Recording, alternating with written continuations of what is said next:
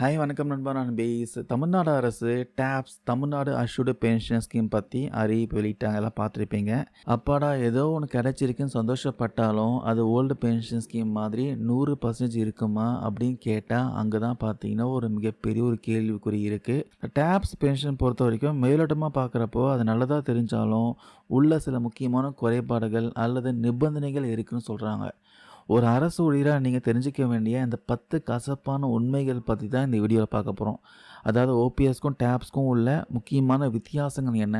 மறக்காமல் இந்த வீடியோவை பாருங்கள். கண்டிப்பாக யூஸ்ஃபுல்லாக இருக்கும். ஃபஸ்ட்டு விஷயம், எல்லாருக்கும் தெரிஞ்ச விஷயம், கண்ட்ரிபியூஷன்.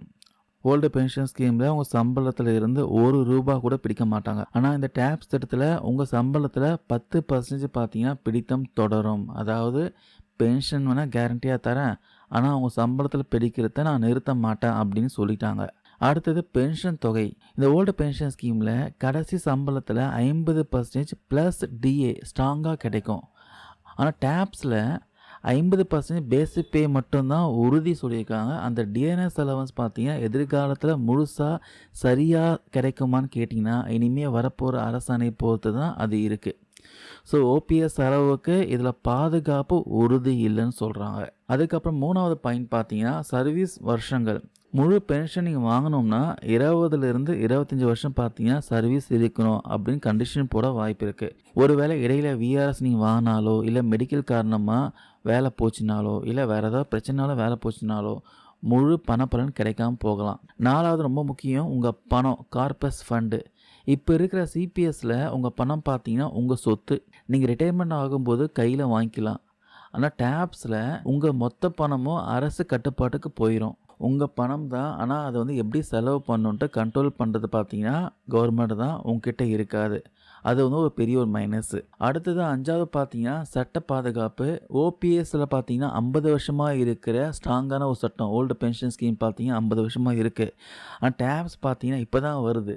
நாளைக்கு வேறு ஒரு அரசாங்கம் விதிமுறையை மாற்றுறோம், அதை மாற்றுறோம், இதை மாற்றுறோன்னு சொல்லி எதாவது பண்ணாங்கன்னா நம்மளால் ஒன்றுமே பண்ண முடியாது அந்த டைமில்.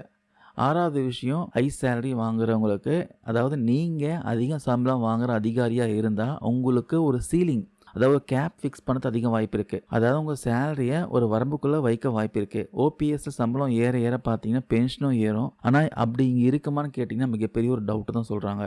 அதுக்கப்புறம் குடும்ப பென்ஷன் சட்ட சிக்கல்கள்லாம் இருக்குது. அதாவது 7வது பாயிண்ட்ஸ் பார்த்தீங்கன்னா ஃபேமிலி பென்ஷன். ஓல்டு பென்ஷன் ஸ்கீமில் குடும்ப ஓய்வூதியம், அதுக்கான டிஏ, கிராஜுவிட்டி எல்லாமே ரொம்ப தெளிவாக இருக்குது.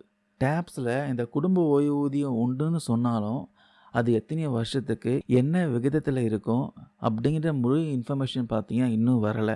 8வது பார்த்தீங்கன்னா சட்ட சிக்கல். ஏற்கனவே சிபிஎஸ் அப்புறம் ஓல்டு பென்ஷன் ஸ்கீம் கேட்டோம், இப்போ டேப்ஸு இப்படி மாறிட்டே இருக்கிறதுனால நாளைக்கு யாராவது கோர்ட்டில் கேஸ் போட்டால் திட்டம் நடைமுறைக்கு வரல, கேஸ் தாமதமாகலாம், நிறைய சட்ட சிக்கல் இருக்குது வாய்ப்பு இருக்குன்னு சொல்கிறாங்க.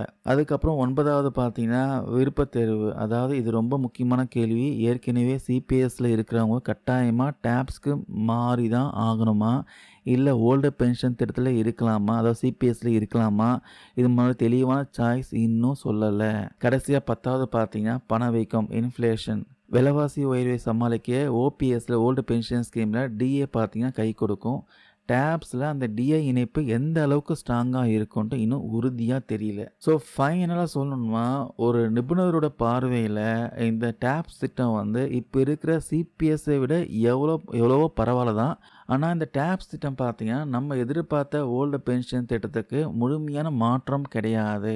சிபிஎஸ்சில் இருந்த பெரிய ஆபத்து குறைஞ்சி ஓபிஎஸ்சில் இருக்கிற பாதுகாப்பை கொஞ்சமாக கொண்டு வந்திருக்காங்க இந்த இடைக்கால திட்டம். அதுதான் இதுன்னு சொல்லியிருக்காங்க. அதான் டேப்ஸ் திட்டம். இதை பற்றி நீங்கள் என்ன நினைக்கிறீங்க? சிபிஎஸ்ஸை விட இந்த டேப்ஸ் பரவாயில்லையா, இல்லை ஓபிஎஸ் தான் வேணுமா, இல்லை டிபிஎஸ் வேணுமா? உங்களுடைய கருத்துக்களை மறக்காமல் கமெண்ட்ஸில் சொல்லுங்கள். இது உங்களுக்கு ஏமாற்றமாக இருக்கா, இல்லை ஓகே இதுவே திருப்தியாக இருக்கா, அதுவும் கமெண்ட்ஸில் மறக்காமல் சொல்லுங்கள். தேங்க்யூ நண்பா, நண்பீஸ்.